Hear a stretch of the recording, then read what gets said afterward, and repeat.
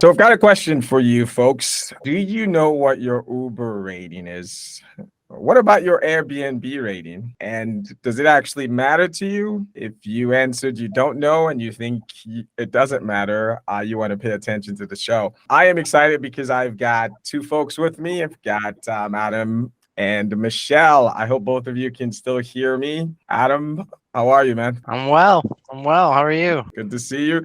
Michelle, I am excited to have you on. I want to talk about this topic with you around ratings and feedback. And this is a topic we live with on a day-to-day basis. Good to see you and welcome to the show. Thank you very much. It's fun to be here. It's my first podcast. Hey, awesome. I am happy to be your first host. This is going to be a good show. We've picked a good topic. And folks, we'll post Michelle and Adam's info and you can connect with them, but you'll get to know them as we go along. So, Michelle, first and foremost, really quickly, do you know what your Uber rating is? I do know what my Uber rating is, and I'm very proud of it. You are. You care to share? It sounds like since you're proud, it's bragging season. Let's go. What is your Uber rating, Michelle? It's a 4.97. Oh, nice.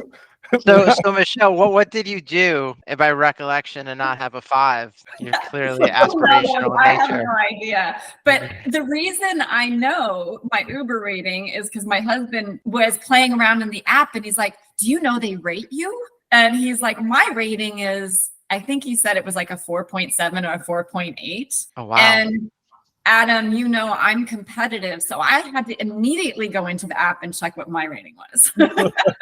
I'm surprised with that rating you didn't divorce the man. I mean, that is a pretty low rating. The average rating for Uber and Lyft is closer to 4.8 or 4.87 or something like that. So it's probably a lot of questions you asked after that, I bet.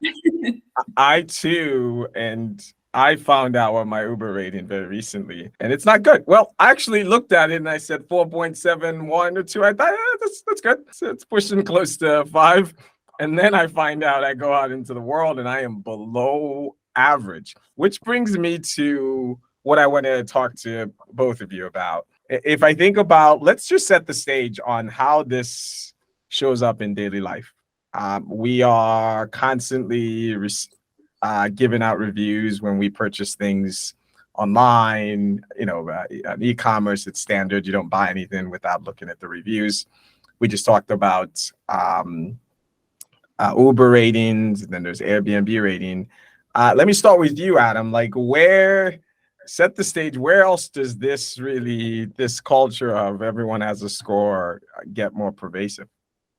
So it's a byproduct of a certain behavior. And so if you kind of work backwards from where we are today, we're in a culture, and you could pick your scenario. Could be an Uber, it could be Lyft, it could be in your job, but you expect perfection, right? That is what you're groomed to do. And so the question is, where does that grooming take place?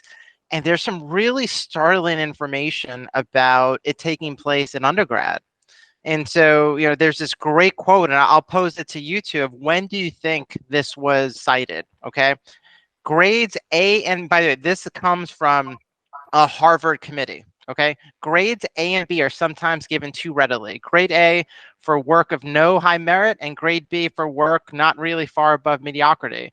And one of the chief obstacles to raise the standards of the degree is the readiness with which insincere students gain passable grades by sham work. So, Michelle, right? No other data. When do you think this was cited, right? Which calls attention to appropriately rating a student. So I'm going to guess it's not recent. I'm going to say it was maybe like the 1970s. 1970. Amos? Early 2000s. 1894. Right. So as far as 1894, there's this philosophical question: are we appropriately measuring and evaluating students? And I'll leave you with this stat. So, right, everything's qualitative until it's not. So here's a quantitative fact derived from Harvard GPAs. In 1970, the average GPA was about 3.0. As of 2022, it's 3.8. So unless you're telling me everyone got a lot smarter, right? Right.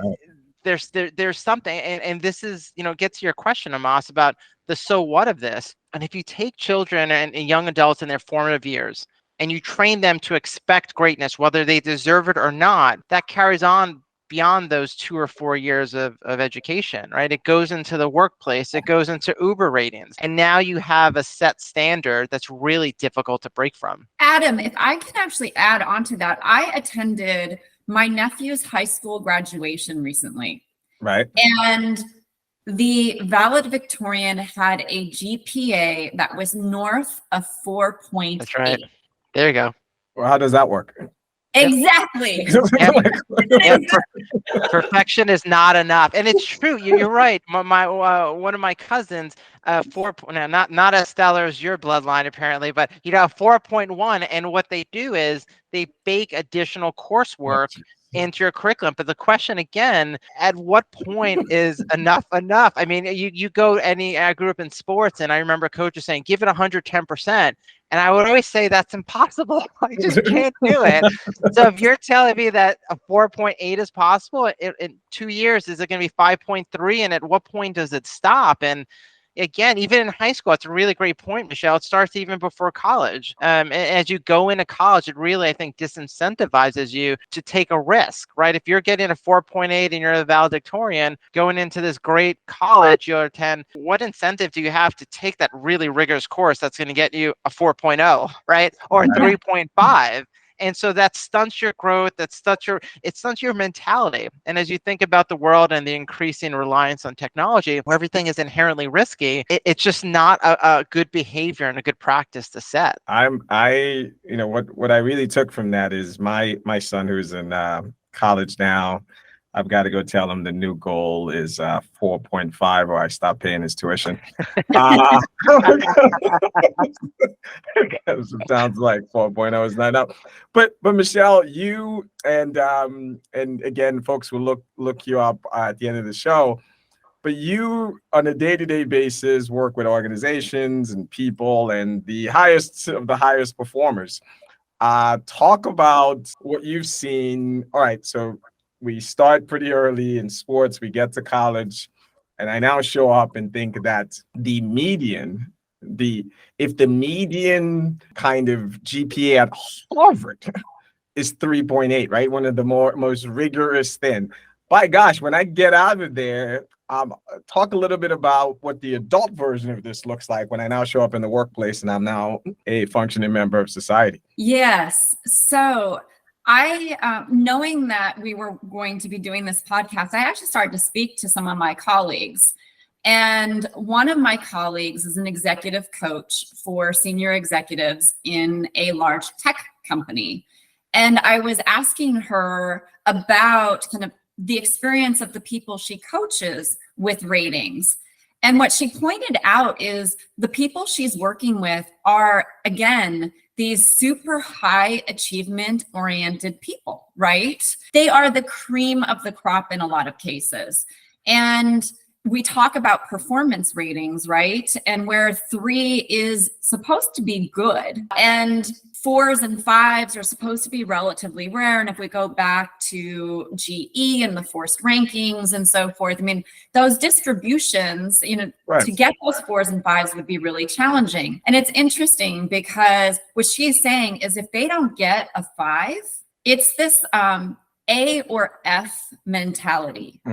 It's a 5 or nothing. And it also serves as external validation for them. And she's really, given our current economic climate, there is a lot of emphasis. Performance ratings are being used to make decisions about whether or not people are getting promoted, whether or not people are getting pay raises, and whether or not people have jobs. So there is a lot of anxiety around these ratings. And what she said is she's seeing these ratings when they're not 5s impact the identity, the self-confidence of these people. And she's actually having to help them anchor their identity in something other than ratings and performance. Wow. Yeah. So, but of course, company culture plays a really important part in this. And clearly I would say there's company culture bias. There is national bias in how ratings are used, Right. as well as gender bias. And I'm sure that there are biases that I haven't even touched on, right? That can influence the way ratings are used and provided. So one of my favorite stories coming up through, kind of the corporate ranks and some of the work that I've done is I had done some work with Japanese manufacturing company with large US operations. Right. And we were restructuring their total reward strategy, and part of that was evaluating their performance management systems. And the running joke there was that their performance distribution, which is unusual, was the Sears Tower of performance ratings. And this was because everybody was a 3. Everybody was a 3, which is very unusual, because what we tend to see with the results of performance distribution, they tend to skew towards 4s and 5s. And what it was is in this particular case, the Japanese culture, even though we're talking about an American workforce, the Japanese culture is one to not call out the extremes. And so you had just this peak in the middle. That's fascinating. Adam, you were saying something. I think you're on mute. Yeah, I think it was really powerful, this idea about identity and how disruptive it can be once you don't achieve the rating that you felt you deserved or you earned. And I think it's one of the challenges we live in today. As much as we broadcast our status across social media, fundamentally, I still think people believe, right or wrong, that we operate in a meritocracy. Yeah. And so the challenge there is, if you tie your self-worth to your career, then the successes and failures that you experience directly impact the core of you. And if that's what you anchor on, mentally, physically, psychologically, it's a challenging time. And now it's not just absolute. It's not just a 4 rating. It's, what did a Moss get, right? And what does that mean about a Moss in comparison to me across all these dimensions? It gets very messy very quickly. I want to go to this place of impact, and we've started to touch on it. I think on the one extreme, I have a dear friend and former colleague who's lived in China for many years now. And so I hear, at least in his province, this idea of the social score, right? Everyone, whether you parked your car incorrectly, all the way from you paid your tickets late, there's all the scoring that goes beyond when we think about a credit score here. And depending on what province you are, it can be very, very pervasive and impact your ability to do. There's a scarlet letter in a way. I think about the workforce, and when I hear this, number one myth we just busted on the show is, it used to be this nonsense about generational. These kids these days want trophies and and it sounds like this inflation's been going on since the 19th century, and it's just getting worse. But talk a little bit about, okay, fine, everyone's getting 4s and 5s. Okay, so what? What does it, in a practical meat and potatoes way, how does it impact folks in the workplace, both the organization and the individuals? Michelle? Well, I mean, that's an interesting question. And as I kind of think about it, I go back to some of what I was saying earlier about achievement orientation, the impact on identity. I mean, and the perception that if you're average, let's say if 3 is considered average versus the 4 or 5, but even if you're average, then you become expendable in some cases. Is anybody are you finding, Michelle, that with the leaders you work with, are people being honest? So in other words, if being a 3 is might as well, you're on the chopping block to getting fired, which by words have meaning, right? It means that you are normal. You are what you should be. But if we've moved the goalpost so far, how in God's green earth do managers can I even tell you that maybe you're not perfect? like how is that even possible, right? If it's tied to your identity, and if you think you're going to get fired off of it, I kind of get the Sears Tower deal. Let's just not even go there. You know what? Everyone's the same. Let's just move on, which can't be good, right? Yeah. So there's been this, I would say, kind of vacillation, this change over time. And and I'm going back to performance ratings. Yeah. And whether it's an accountability basis or a development basis. And so you've seen kind of this vacillation, oscillation over time as to, in some cases, it's like, okay, we're decoupling performance management from the ratings, right? So that we can have a conversation about somebody's development that is completely separate from past performance. There's this piece that's, the rating is based on your past performance, but let's talk about your potential, potential future performance. And then we went through this whole phase where organizations experimented with going completely ratingless, and there's a number of organizations who have tried that, gone back to it. It's extremely difficult. It's exhausting. We're just dancing around. Adam, I think, Michelle, and I hear that. I'd love to hear your take, Adam. I hear that. I find like we're avoiding the issue. Like it's become so, and that's gotta be hurting us in some way. And maybe we're not seeing it because everyone is hurt equally. But by gosh, we've got to be leaving some stuff on the table. Yeah, I mean, if you think of where we are and you think of, the stat I threw about the 19th century, but we're in a position where there's just so much inertia and there's just such a standard of expectation that then to go back and reverse and say 3 out of 5 is where you should perform, that's not going to fly, right? I've had the privilege of managing fairly large organizations. I've tried that, and because I believe it, and that's the organizational mantra. But yet you come then to the assessment across, and you see everyone's a 4, right? And so if you think behaviorally, we're in a pickle here because there is inertia, there's expectations. And short of, it's the same reason why Social Security hasn't been touched, although it's going to be insolvent at some point, right? In the next 100 years, let's say, right? But it's because it's difficult and challenging and politically a hurdle that it's not being taken up. It's the same thing with this topic. And to do so, you really need a mass movement. It can't just be GE who originated a lot of the foundations that Michelle alluded to. It has to be an entire industry, a global kind of employer force. Otherwise, you won't really have that success. You'll be viewed as the outlier, and then there are repercussions for that reputation. Yeah. And if you're just tuning in, listening to our podcast, and our show is called How Did We Get Here? Not How Did We Solve, but I'm going to put you guys on the spot and talk a little bit about what opportunities do you think exist if the 3 of us sat in here and we try to reform this. And let's assume we could mandate our recommendations to the entire universe. College is a lost cause. Let's focus on the workforce. I think if I am to articulate it, it sounds like leaders are boxed in a place to have this conversation. We tried to decoupling it and recoupling it. And in the end, it's just difficult to do the accountability, to give merit, right? To do development, because you can say it's decoupled, but it's in the back of my mind. How do I need all this development when you gave me a 5, a few months ago? So what could good look like? Or at least let's lower the bar, some minimum reforms that we think we could suggest to folks that might do that.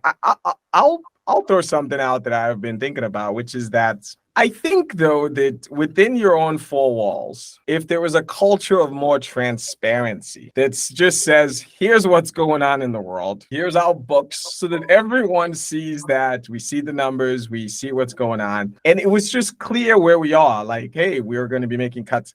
And you could build the informal culture of high trust, where you make tough decisions and people kind of get to a place where they feel like, you know what? This is a place I can trust and people will share information to me. Perhaps then in that context, you can now start reforming this thing and begin to now say that, hey, look, in society, most people are here. We're going to have a bell curve. Even if you say it's going to be forced, that's fine. But an open conversation that says 85% of people are going to be here.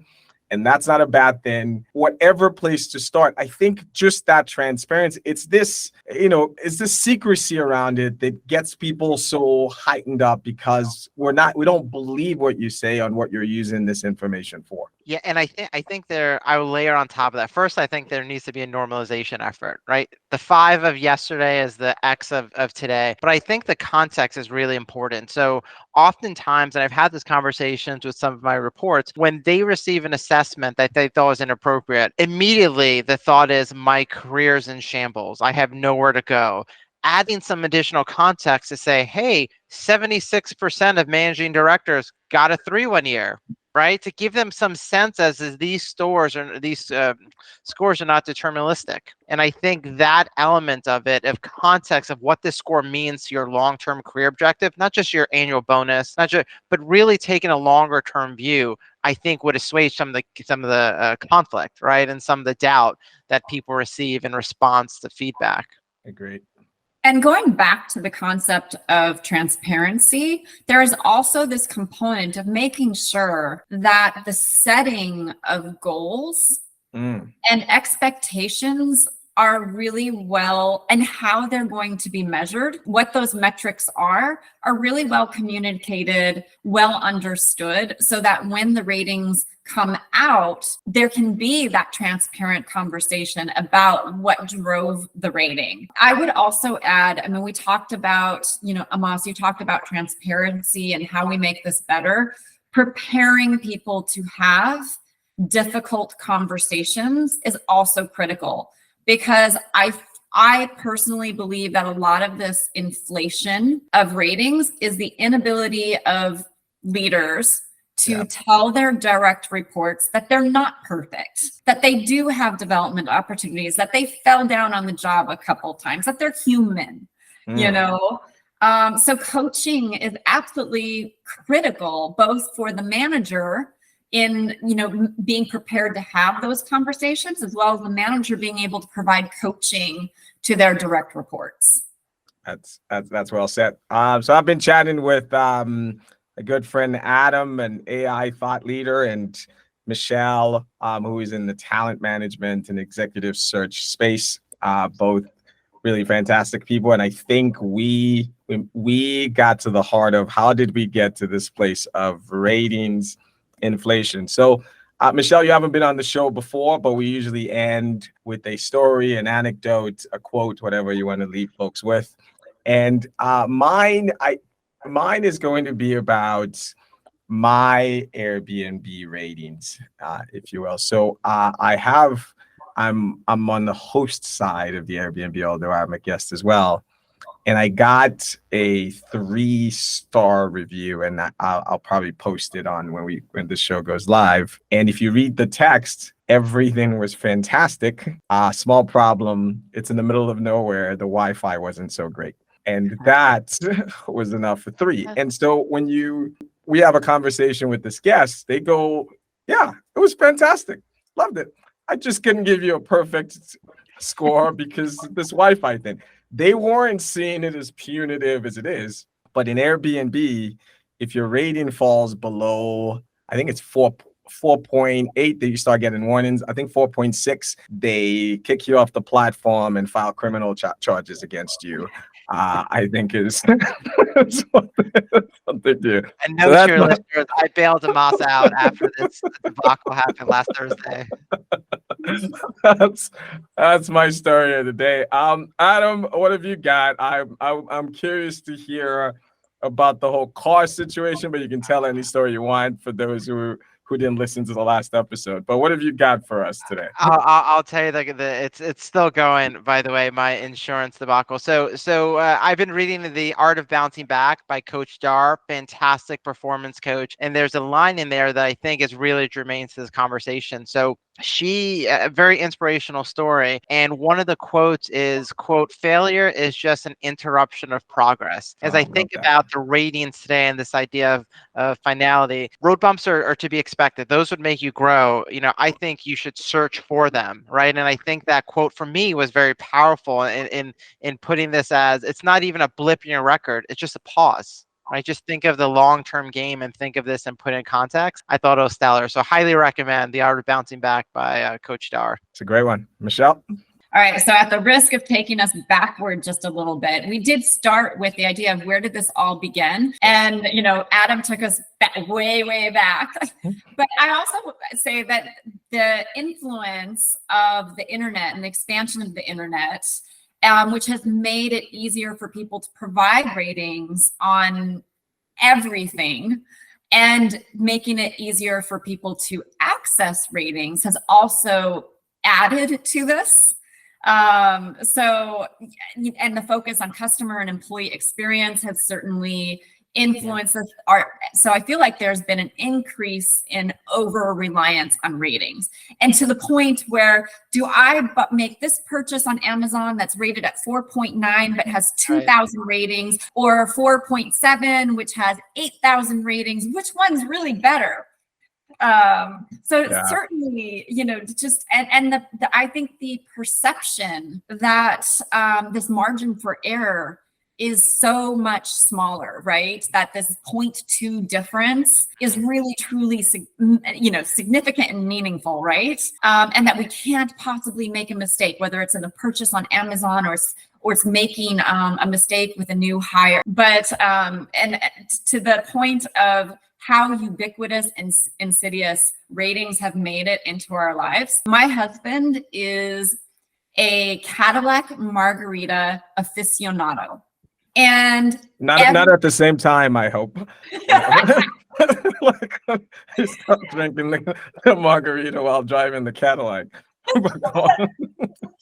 And he literally takes a picture of every margarita that he drinks, and he rates it on a scale of 0 to 10 with decimal points. He's an engineer, and then sends pictures around of the margarita to his friends and family.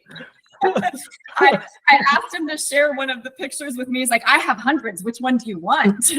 At the point where he will ask me, what do you have a sip? What do you think my rating is? Oh my gosh. Yeah, it's a good place to leave it. Michelle, thank you so much for coming on. Adam, thanks for coming on. You can find both of these folks on LinkedIn and everywhere else they hang out. We'll post their information on. And as always, thoughts, criticisms, comments are welcome. We will chat with you guys next time. You've been listening to an Amos Talks production.